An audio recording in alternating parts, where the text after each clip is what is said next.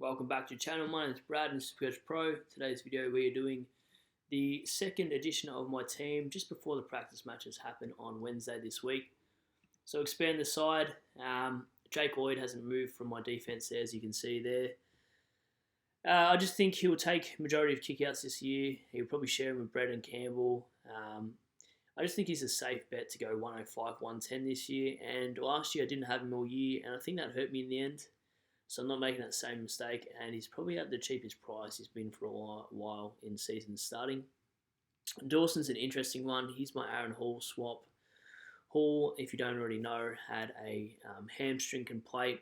It was tightness apparently, but that's just thrown me off completely. I just don't want to be stressing about Hall every match, and if he's already showing signs now in the preseason about hammy tightness, I'm just not keen for that starting pick. Dawson, I'm hoping, is sort of that third priority in that midfield, along with Laird, and if Crouch can actually stay on the park. Whitfield's an interesting one. I don't really like the pick, but if you look at the percentages, he's owned by a lot of the competition, and if he goes off early, it's just going to be very hard to catch up with a player at his price and the value he holds. It's also concerning, though. He always picks up a niggle, every 7 or 8 games. So I don't love the pick. I think he is a little bit overrated, but for his price, he is value, and he could easily get to that $600,000 mark. Gibcus in the match sim today, obviously I'm a Tiger supporter. Apparently he played really well. I'm still to watch the rest of the game. So I'll be interested to see if any of the other players coming through did really well in terms of our rookies.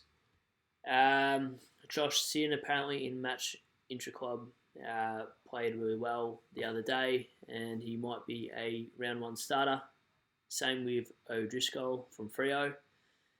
And Kelly and Dean, you'd think, would probably have a spot there. I think Kelly, though, has been playing with the forwards, so do they send him back again now that Roughhead and Howe went down the other day in intra-club? So how that plays out with these rookies, we're not sure. I don't want to really go 4 or 5 deep with primos, because there's always defender primos during the year that go down in price. I just don't want to have one available spot for a primo. I don't see the point in doing that. There's a lot of people with 4 or 5 primos, but I just can't justify that in the back line. I think we'll get the rookies coming through, so I'm not going to stress out now and go, I need 5 premium defenders, because what's the point of having one spare spot when the positions of the players can change this year? So if someone like Zorko goes back, I know he's injured at the moment, but Zorko and Penderbury, if there's a spot open up in the back line, I'd rather one of those guys, accumulators, in my back half, or wait for a Jaden Short to have a couple bad games in a row and then pick him up.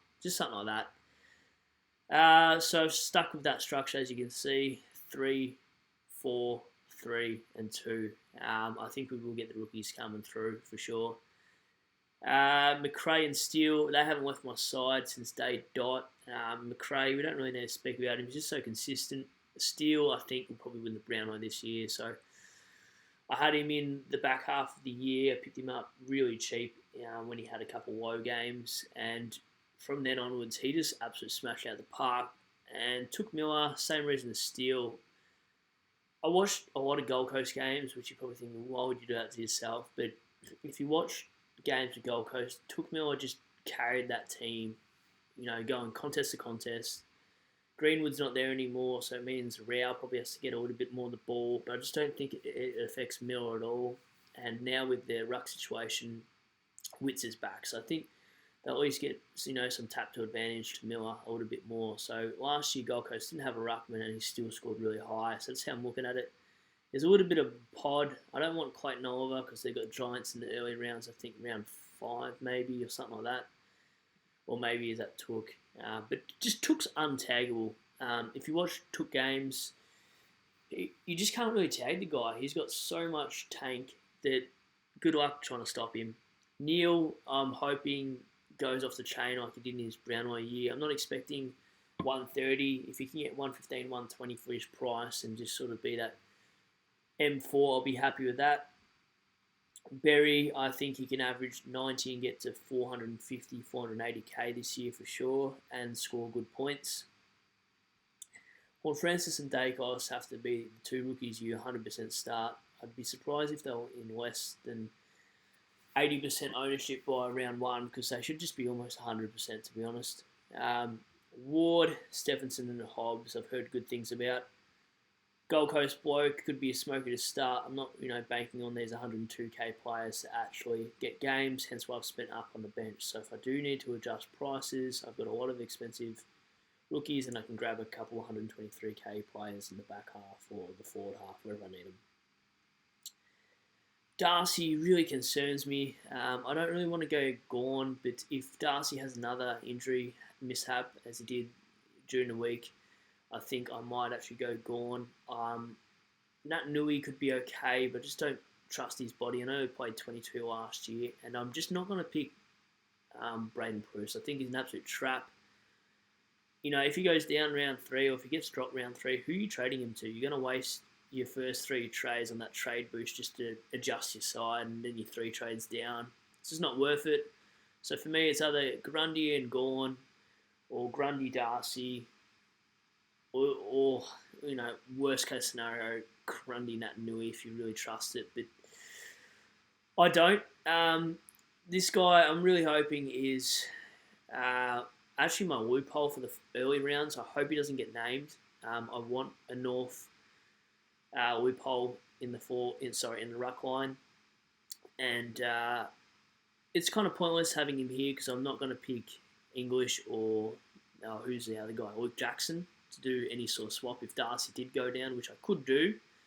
But unless English scores really well, then perhaps I could replace him for Heaney or someone like that. And I could have that as like an insurance policy, but I just don't think English is good enough to, make top 6 to 10 forwards by the end of the year.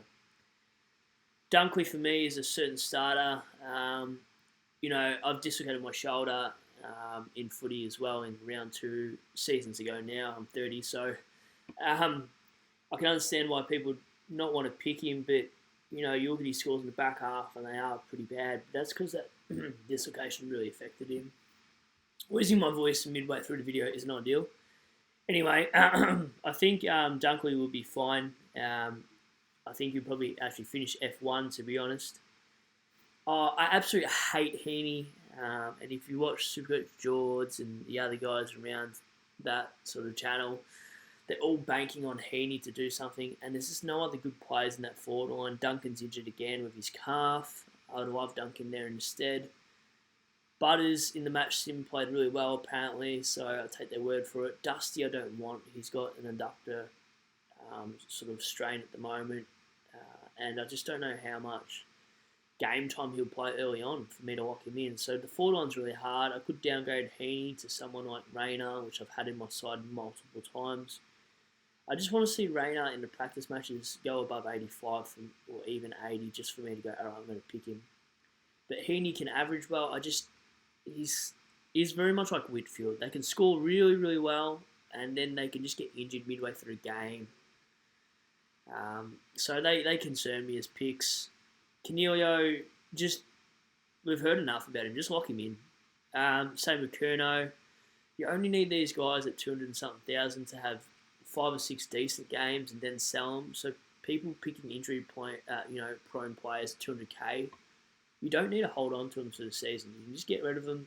You're just banking on them to make a good month or two, get you to 400k, and then sell them. Because ideally, you want those mid prices to make you 150 like a rookie. That's all you need.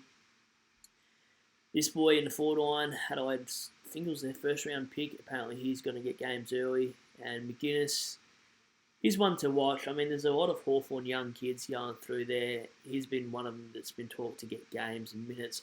We won't really be sure until after that second practice match. And Elijah Hollands, everyone's got too. So that's the team update. I'll be watching all the practice games next week. I do obviously work Arvo shifts, so I'm going to have to replay some of these games during next weekend so I can actually get a good grasp of the rookies in particular and to see who's on fire in the preseason. I probably won't make drastic changes to my side. I think it's pretty set unless I find a few smokies. But for now, I think the locks in my side have to be Jake Lloyd, McRae Steele, Took Neal, Grundy, and Dunkley. The others are thereabouts. So yeah, if you've got any questions, just leave them in the comments below. I'll answer every one of them, and yeah, I'll just let you know what my opinion is if you have a particular question. Anyway, that's the team update. I'll probably do one after the preseason games all finished, so you can see if I have made any changes. And yeah, good luck to the community out there. Hopefully you guys have a stellar season too. So I'll catch you on the next one.